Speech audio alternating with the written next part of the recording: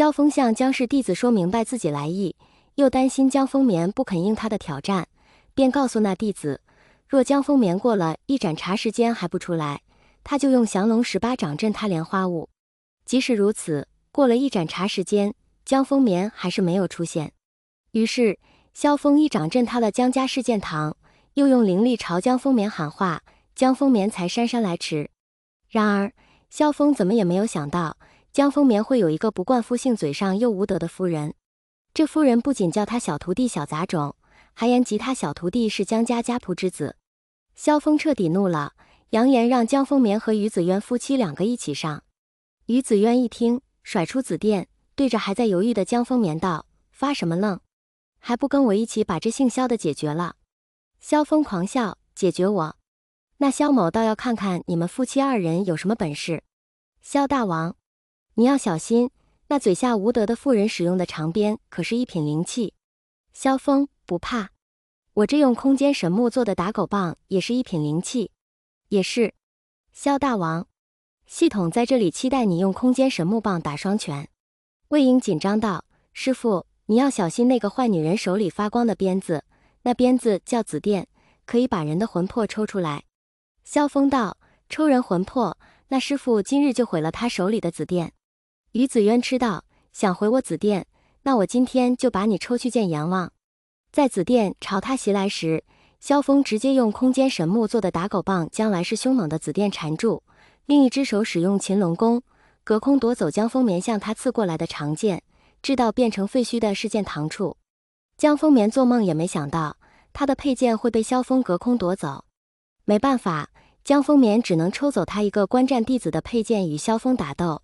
好在萧峰的打狗棒被于子渊用紫电缠住，可是江丰眠一回头，就见于子渊的紫电被萧峰用打狗棒绞断成无数截。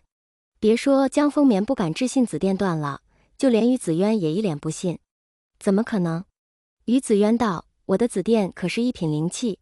萧峰道：萧某这打狗棒也是。萧大王，你应该告诉于子渊，你这打狗棒是一品神器。萧峰：还是不要，这空间神木做的打狗棒我可要留给阿英的，让他日后防身用。紫电毁了，于子渊只能用剑。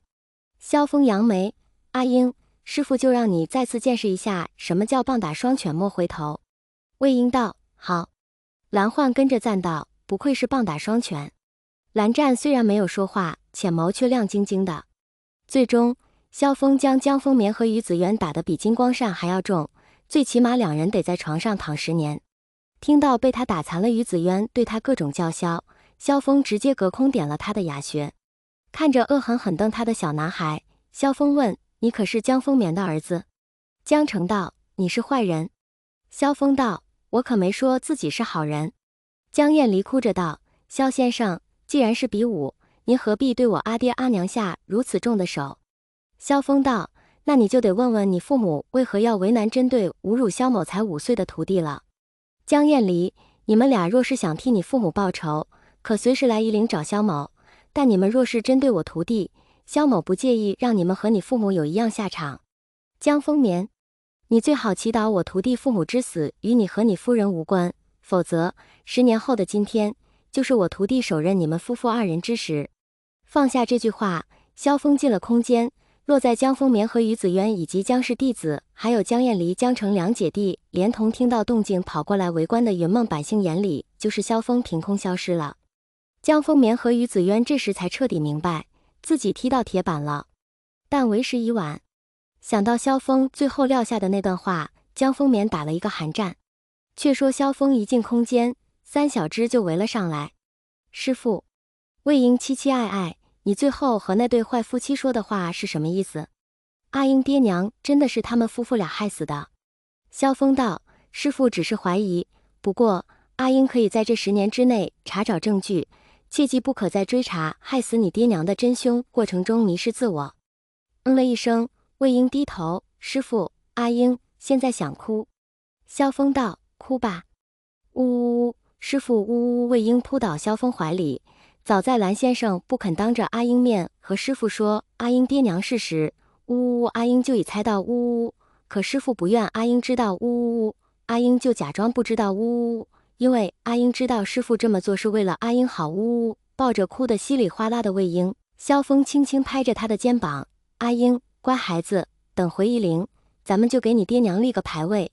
你祭拜他们时，可以把想说的话都告诉他们，他们会听到的。”魏婴一边哭一边点头，虽然心里有点塞，但看到他小徒弟和清衡君家小儿子开开心心的泡灵泉，萧峰就把这点不明原因的心塞给忽略了。想到系统说他挑战江风眠的奖励是一把叫做随便的神剑，萧峰便让系统把那叫随便的剑拿出来给他瞧瞧。萧峰盯着手上长剑，只见剑鞘纹路之中刻着2枚古字：随便。在手上掂了掂随便，萧峰对系统道：“这把剑很轻。萧大王，你把剑拔出来，让我看看这上品神剑有多锋利。”萧峰点头，然而他拔了3次都没有拔开。萧大王，要不你把灵力附上试试？萧峰摇头：“不用，我已经试过了。难道这剑要遇到他认可的主人才愿意出鞘？”萧峰道：“也许吧。”这时蓝焕走过来，他礼道：“萧先生，阿焕不知为何修为突然从金丹初期变成金丹中期。”萧峰道：“可能是因为我这空间里灵力比较多的缘故吧。”蓝焕顿了顿，萧峰道：“阿焕，虽然你现在是金丹中期修士，但修炼还是不可懈怠，日后也不能缺少实战经验。”蓝焕拱手：“是。”将随便抛给蓝焕，萧峰道：“你试着拔一下这把剑。”蓝焕点了点下颌。片刻，蓝焕道：“萧先生，阿焕不才，拔不出这把剑。”萧峰道：“不是你不才。”蓝焕。萧峰道：“这把剑我也没能拔开。”蓝焕震惊。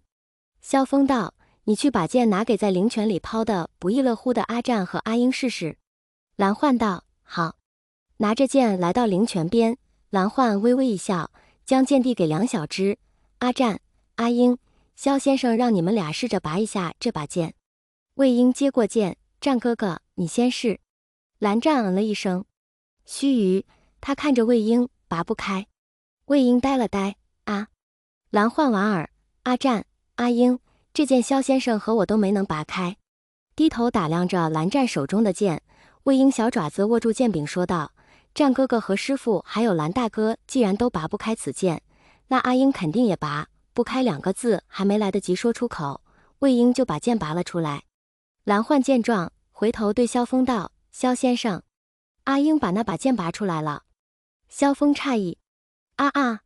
萧大王，这把叫随便的神剑竟然认可你那还没有接触金丹的小徒弟魏婴。”萧峰骄傲道：“那是我萧峰的徒弟，可不是简单的人物，就是这剑的名字也叫得太奇葩了吧？”萧峰：“剑虽叫随便，却一点都不随便。”师傅。魏婴开心地举起随便，阿英把剑拔出来了。